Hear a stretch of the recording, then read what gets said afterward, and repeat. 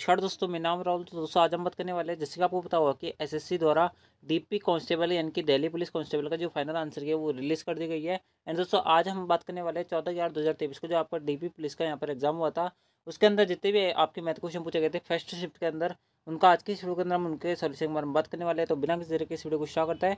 आपको ये वीडियो कैसा लगा वो आप हमें कमेंट बॉक्स में जरूर बताना लास्ट में। ठीक है, तो चालू करते हैं आज की इस वीडियो को। सबसे पहले मैथ क्वेश्चन आपसे जो पूछा गया था वो आपको अपने सिम दिख रहा होगा। आपसे पूछा गया था कि 600 मीटर की दौड़ में ए ने बी को 5 सेकंड की बढ़त दी, फिर भी वह 20 सेकंड से दौड़ जीत जाता है। यदि ए की चाल और बी की चाल का अनुपात जो रखा है वो 2:1 है, तो बी की चाल की याद करो।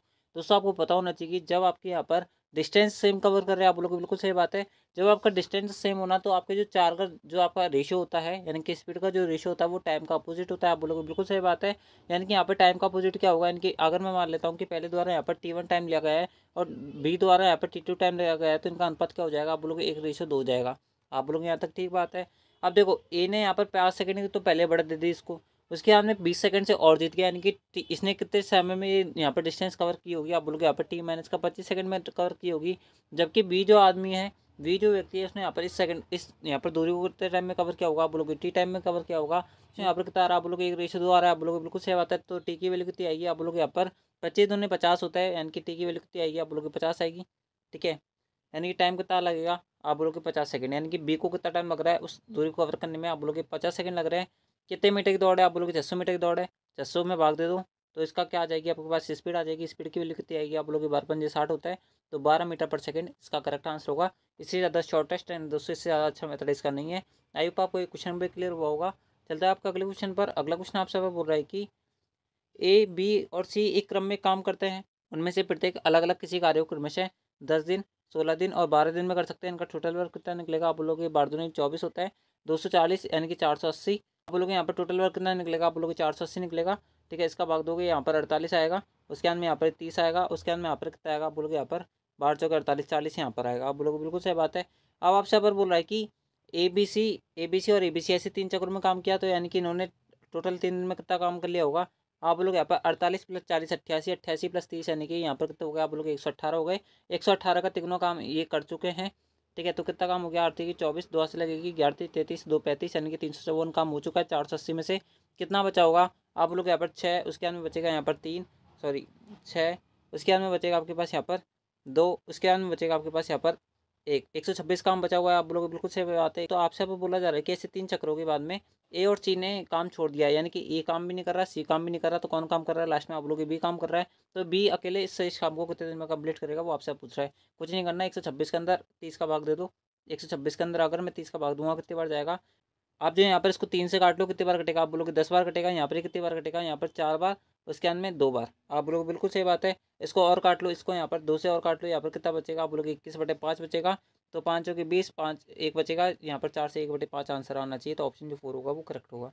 अगला अगला प्रश्न आपसे बोल रहा है कि एक महिला को एक निश्चित दूरी तय करने में लगने वाले समय का 80% कम करने के लिए उसको अपनी चाल में कितने प्रतिशत की वृद्धि करनी चाहिए, वो आपसे पूछ रहा है। किस प्रकार सॉल्व करोगे, देखो मान लो कि 100 किलोमीटर की डिस्टेंस है। आप लोग बिल्कुल सही बात है, मान लो आप, ठीक है, एज्यूम कुछ भी कर सकते हो। आप मान लो 100 किलोमीटर वो यहाँ पर डेली कवर करती है और उसकी जो कार की स्पीड है वो कितनी है, आप लोग यहाँ पर 10 किलोमीटर प्रति घंटा, आप मान लो ऐसा। तो उसको कितना टाइम लगेगा उस दूरी कवर करने में, आप लोग 10 घंटे का टाइम लगेगा। आप लोग बिल्कुल सही बात है।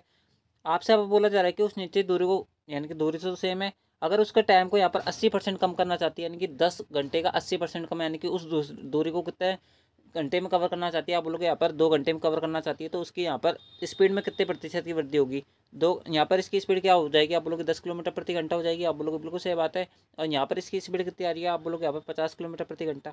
आप लोगों को बिल्कुल सही बात है। तो आपसे बात बोला जा रहा है कि उसके यहाँ पर स्पीड में कितने प्रतिशत की वृद्धि करनी चाहिए। तो 10 की स्पीड आप 50 में कर रहे हो तो कितने की वृद्धि हुई, आप बोलोगे 400% की वृद्धि हो गई। तो ऑप्शन जो पहला होगा वो करेक्ट होगा इस प्रकार से। अगला अगला क्वेश्चन आपसे अगर बोल रहा था कि एक व्यक्ति ने कुछ धनराशि उधार ली और पहले वर्ष के अंत में उसने 42 रुपये, दूसरे वर्ष के अंत में 4410 रुपये भुगतान किया और अपना जो यहाँ पर खाता था, जो लोन था, उसको यहाँ पर कंप्लीट किया।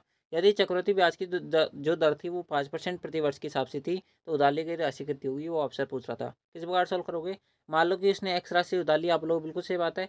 इस पर रेट ऑफ इंटरेस्ट कितनी लग रही है, आप लोग 5%, 5% की फ्रैक्शन वैल्यू कितनी होती है, आप लोग यहाँ पर 1/20 यानी कितनी होगी, 21/20 हो गई कि नहीं हो गई। आप बोलोगे बिल्कुल सही बात है। एक साल में इतना ब्याज लगेगा, आप बोलोगे बिल्कुल सही बात है। उसने इसमें से, ठीक है, कितने रुपए दे दिए एक साल में, आप बोलोगे यहाँ पर 42 रुपये दे दिए। ठीक है, आप बोलोगे बिल्कुल सही बात है। ये देने के बाद में अब इसके पास कुछ अमाउंट बचा होगा, आप बोलोगे बिल्कुल सही बात है। उस पे भी यहाँ पर लास्ट में कितना ब्याज लगा होगा, आप बोलोगे यहाँ पर 5% रेट ऑफ इंटरेस्ट लगी होगी, यानी कि उसके अंदर भी क्या फ्रैक्शन वैल्यू आएगी, आप बोलोगे 21/20 आएगी, आप लोग बिल्कुल सही बात है। और जब उसने यहाँ पर दूसरे वर्ष के अंत में कितने का भुगतान कराया, आपसे यहाँ पर बोल रहा है कि 4410 रुपये का उसने यहाँ पर भुगतान किया है, तो इसने 4410 रुपये का भुगतान कर दिया और फाइनल जो उसकी वैल्यू हो गई वो कितनी हो गई, आप लोग यहाँ पर 0 रुपये हो गई। ठीक है, इस प्रकार से उसने पेमेंट किया है, आप लोग बिल्कुल सही बात है। अब इसको थोड़ा सॉल्व कर लो और आपका आंसर आ जाएगा, बस आपको एक्स की वैल्यू बतानी है। ठीक है, बराबर में रखोगे, आप लोग बिल्कुल सही बात है। तो आप जो जो करता जाए उसको काट लो, 21 का स्क्वायर 441 होता है, तो यहाँ पर कितना आ जाएगा 210 आ जाएगा। 210 इंटू 20 करूँगा कितना आएगा, 1 2 42 यानी कि 4200 रुपये आ गया।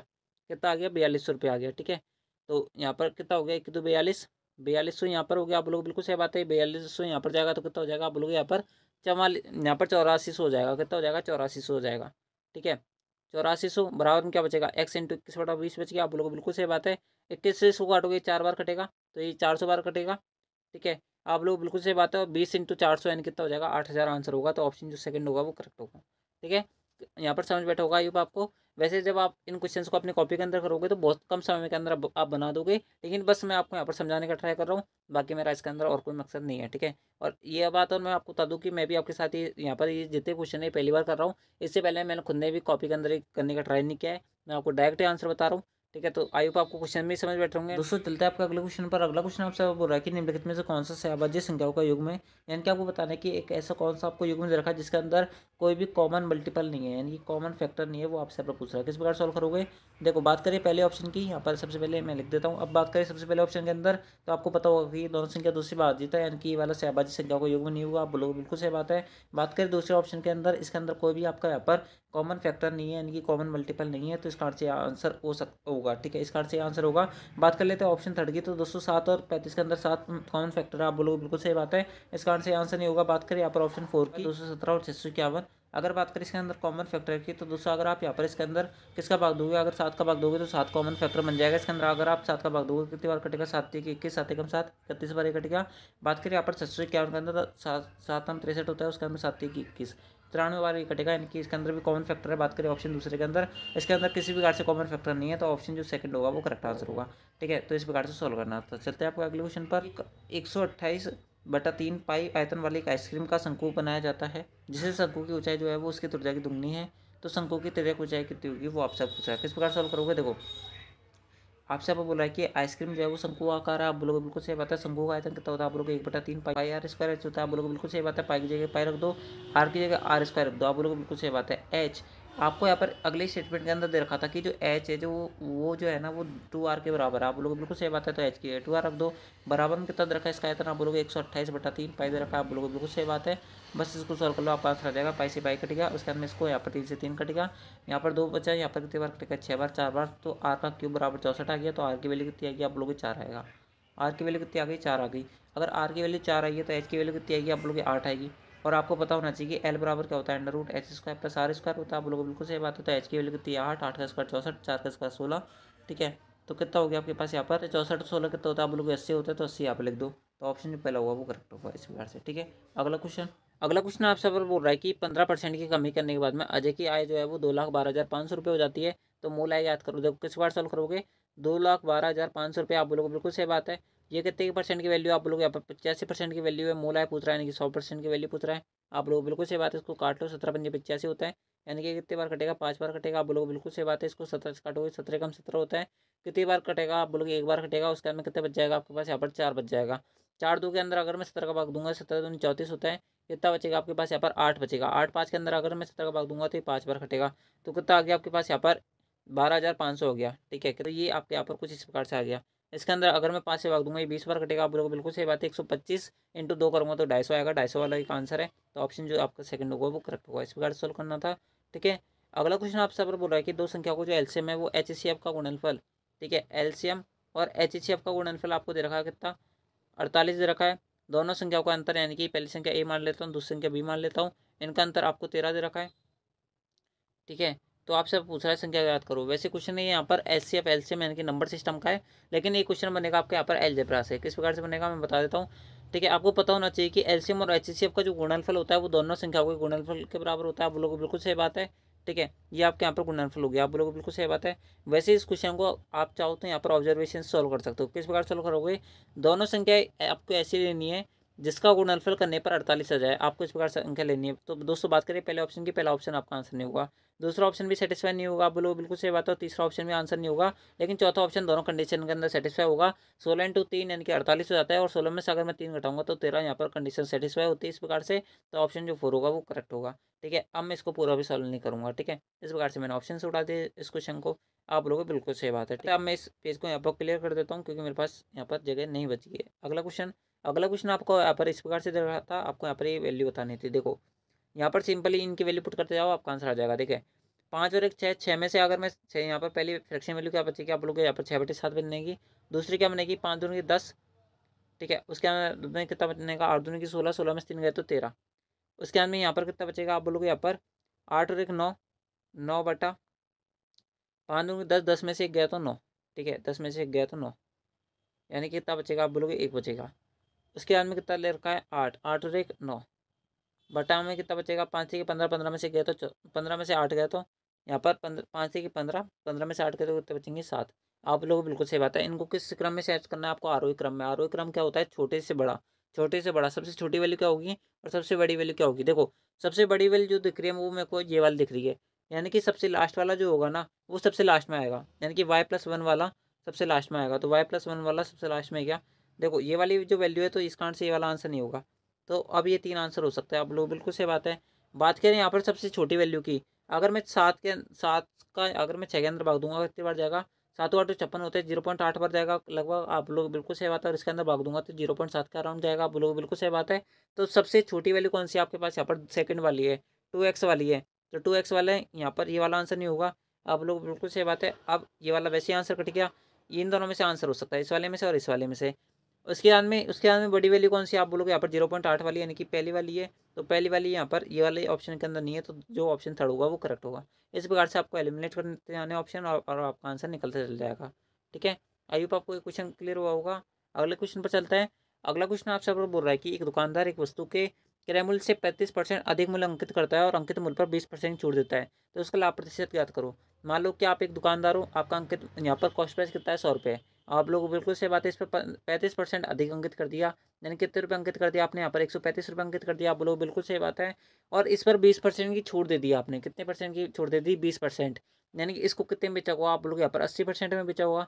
आप लोग बिल्कुल सही बात है। इसका सॉल्व कर लो और आपका आंसर आ जाएगा। 100 से जितना परसेंट आंसर आएगा तो आप बढ़ा लेना। ठीक है, 35 दूनी कितने होता है, आप लोग 70 होता है, 70 चौके कितने होता है, आप लोग 280 होता है। तो जीरो आपका एक लगा हुआ है और एक ऐसा आ जाएगा। कितने आंसर लगी हुई है, 2 लगी हुई है। ठीक है, 8 एकम 8, 8 और 2 कितने होता है, 10 होते हैं। बट्टे में 100 है, इन दोनों काटूंगा तो यहाँ पर कितना आंसर आएगा, 108 आएगा। 100 की चीज़ अगर 108 में बेचोगे तो कितने का प्रॉफिट है आपको, यहाँ पर 8% का प्रॉफिट है। तो ऑप्शन जो थर्ड होगा वो करेक्ट होगा। ठीक है, अगला अगला क्वेश्चन आपको यहाँ पर दे रखा था इस प्रकार से। आपसे आप पूछा जा रहा था कि एक शंकु की तिरक ऊंचाई जो है वो 5 सेंटीमीटर है, व्यास इतना है, शंकु का आयतन ज्ञात करो। इस प्रकार सोल्व करोगे, आपको यहाँ पर तिरक ऊंचाई यानी कि एल दे रखी है। क्या दे रखी है, एल दे रखी है। आपको क्या दे रखा है, आर दे रखा है। आर की वैल्यू 4 दे रखी है, मतलब आपको यहाँ पर एच की जरूरत पड़ेगी, इस वाले एच की। किस प्रकार से सोल्व करोगे, आपको पता होना चाहिए कि एच की वैल्यू होती है R² माइनस का ये होती है। आप लोग बिल्कुल सही बात है। आर की वैल्यू कितनी है, 5, 5 का स्क्वायर 25, 25 में से अगर मैं 16 घटाऊंगा तो 9 बचेगा। तो एच की वैल्यू कितनी आएगी, आप लोग यहाँ पर 3 आएगी। ठीक है, एच की वैल्यू 3 आएगी। हमने इतना सॉल्व कर लिया। बस आप यहाँ पर फॉर्मूले के अंदर आप वैल्यू पुट कर दो, आपका आंसर आ जाएगा। 1/3 की जगह 1/3 पाई की वैल्यू 22/7 लेनी है। इंटू क्या कर दो आप यहाँ पर R² इंटू एच। आर की वैल्यू 16 इंटू एच, एच की वैल्यू कितनी, 3, 3 से 3 कट गया, 22 इंटू 16/7। ठीक है, 22 इंटू 16 दूनी 32 होता है। उसके बाद में कितना बचेगा, 16 दूनी 32, 32 और 3 कितना होता है, 35। ठीक है, बटा कितना है, 7 है। तो 7 5 35, 0 पॉइंट आएगा, तो 50 पॉइंट के समथिंग आंसर है। तो ऑप्शन जो सेकंड होगा वो करेक्ट होगा। ठीक है, अगला एक कक्षा है जिसमें 50 छात्र है। 20 छात्रों को जो औसत अंक है वो 70 है। 30 छात्रों का औसत अंक 80 है। तो पूरे छात्रों का औसत अंक कितना होगा।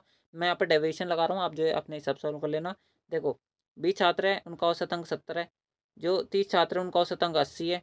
टोटल पूछ रहा है, टोटल अपने हिसाब से कुछ भी मान सकते हो। मैं यहाँ पर कितना मान रहा हूँ, इन दोनों के मध्य की वैल्यू, या फिर 70 ही मान लो। ठीक है, 70 मान लो। कितने यहाँ पर अधिक है, आप बोलोगे 0 अधिक है। ये कितना अधिक है, आप बोलोगे 10 अधिक है। ठीक है, 20 इंटू 0 करूँगा तो 0 आएगा। 30 इंटू 10 करूँगा तो 300 आएगा। 300 किस में बटेगा, आप बोलोगे यहाँ पर 50 के अंदर बटेगा। इसको अगर मैं भाग दूंगा तो कितनी बार कटेगा, आप बोलोगे यहाँ पर 6 बार कटेगा। इस 6 को अगर मैं यहाँ पर 70 के अंदर जोड़ूंगा तो 76 आंसर आना चाहिए। तो ऑप्शन जो आपका यहाँ पर सेकंड बिल्कुल 76 ही है, तो 76 करेक्ट आंसर होगा। इस प्रकार सॉल्व करना था बस। अगला अगला क्वेश्चन आपसे अब बोल रहा है कि 1500 रुपये की धनराशि है जो 3 वर्ष के लिए 5% साधारण ब्याज पर कितना होगा, आपसे पूछा जा रहा है। देखो 1500 रुपये की धनराशि, आप बोलोगे बिल्कुल सही बात है, 3 साल के लिए 5% रेट ऑफ इंटरेस्ट पे दोगे तो कितना ब्याज मिलेगा, आप बोलोगे 15% का ब्याज मिलेगा, यानी कि कितने परसेंट का ब्याज मिलेगा, 15% का ब्याज मिलेगा। तो इस प्रकार से इसकी रेट ऑफ इंटरेस्ट यानी कि यहाँ पर क्या हो जाएगा, इंटरेस्ट हो जाएगा। आप लोग बिल्कुल सही बात है, 100 से 100 कट गया, 15 का स्क्वायर कितना होता है, 225 होता है, तो 225 आंसर होगा। ठीक है अगला, ठीक है इस प्रकार से सॉल्व करना आपको जल्दी जल्दी क्वेश्चन सारे। ठीक है तभी तो आप सिलेक्शन ले पाओगे। आप लोग बिल्कुल सही बात है। अगला, एक बक्सा है जिसमें 350 रुपये की हानि पर यहाँ पर 4650 रुपये में बेचा जाता है, तो प्रतिशतता हानि ज्ञात करो। देखो 350 की हानि पर बेचा है यहाँ पर कितने में, 4650 में। अगर वह हानि पर नहीं बेचता तो कितने का यहाँ पर प्रॉफिट होता, आप यानी कि क्या उसका यहाँ पर कॉस्ट प्राइस पड़ता, आप बोलोगे यहाँ पर 4600 प्लस 300 यानी कि 4900 प्लस 100 यानी कि 5000, यानी कि 5000 रुपये उसका क्या था, 5000 रुपये क्या था उसका कॉस्ट प्राइस था।